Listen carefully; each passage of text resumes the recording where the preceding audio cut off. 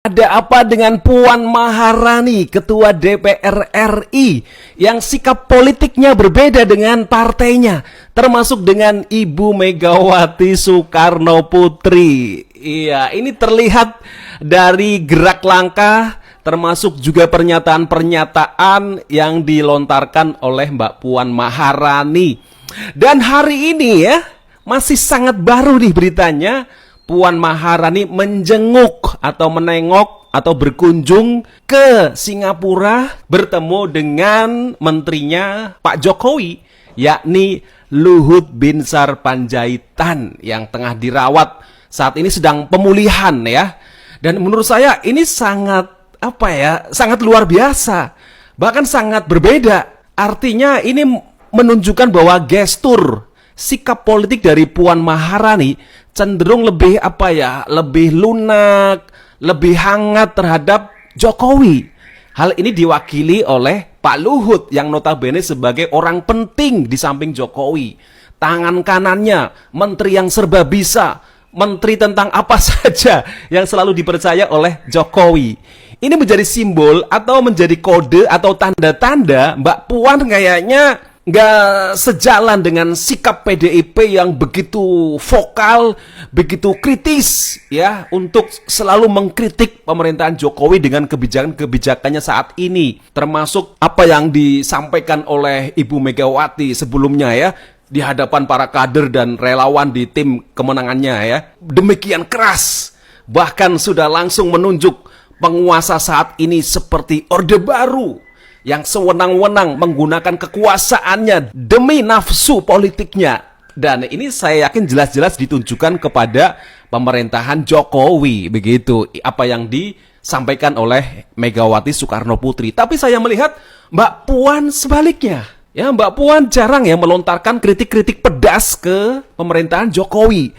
Ya, masih menonjolkan humanisme, masih menunjukkan keakraban, kekeluargaan. Dan yang paling bagus nih statement tadi ya, ketika ketemu dengan Pak Luhut Binsar Panjaitan, membahas soal pemilu 2024 yang saat ini begitu panas ya.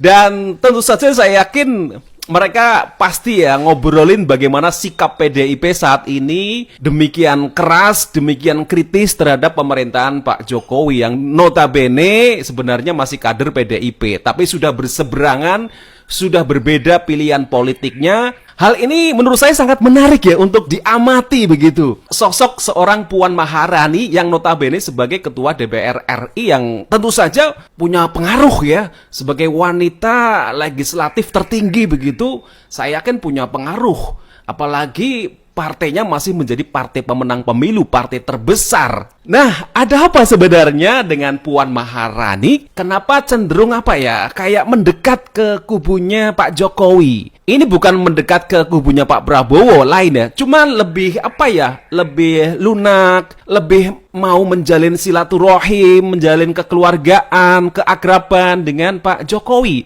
Bahkan Mbak Puan kalau nggak salah pokoknya dalam pemilu 2024 pokoknya harus ketemu dengan Pak Jokowi, membahas tentang pemilu 2024 bagaimana ya agar pemilu ini tetap damai, tetap menyenangkan, tetap menggembirakan, tidak ada konflik, tidak ada kerusuhan gitu. Karena kalau saya melihat pidatonya Megawati yang kemudian didukung oleh para kader dan relawannya itu menakutkan loh. Jangan-jangan nanti bisa ke arah anarkisme begitu. Nah, menurut saya sosok Puan ini ini menjadi paling nggak menjadi jembatan ya antara kubunya Jokowi dengan kubunya PDIP.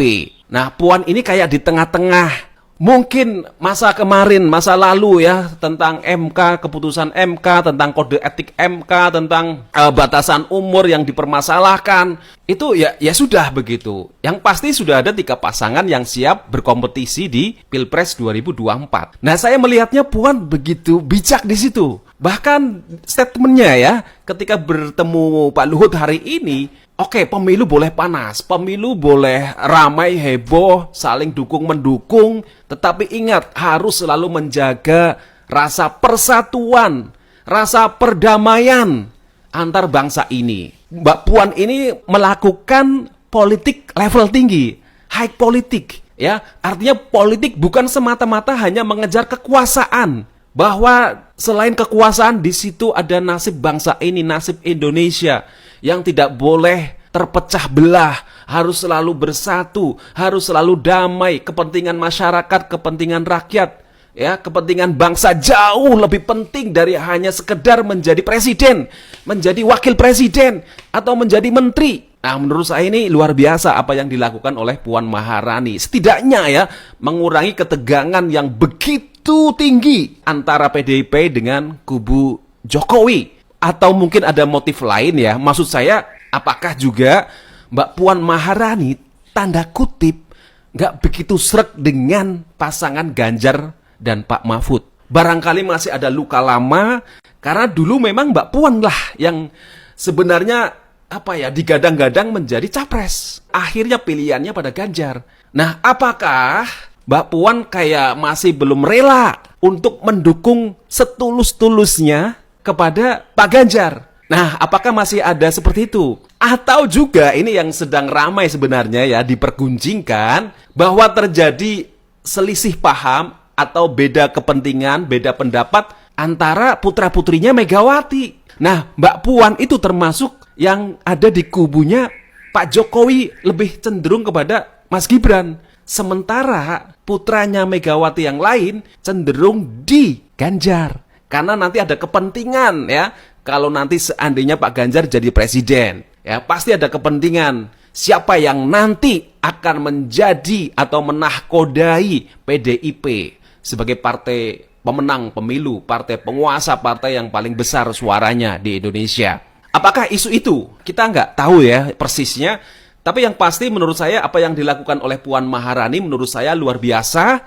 Menunjukkan sikap kenegaraannya bahwa oke lah kita berkompetisi, kita berbeda pilihan, kita berbeda pandangan politik. Tetapi tadi kepentingan masyarakat, kepentingan bangsa dan negara, soal perdamaian, soal persatuan itu lebih utama, lebih diprioritaskan daripada hanya sekedar meraih kekuasaan, daripada hanya sekedar meraih kursi presiden atau wakil presiden.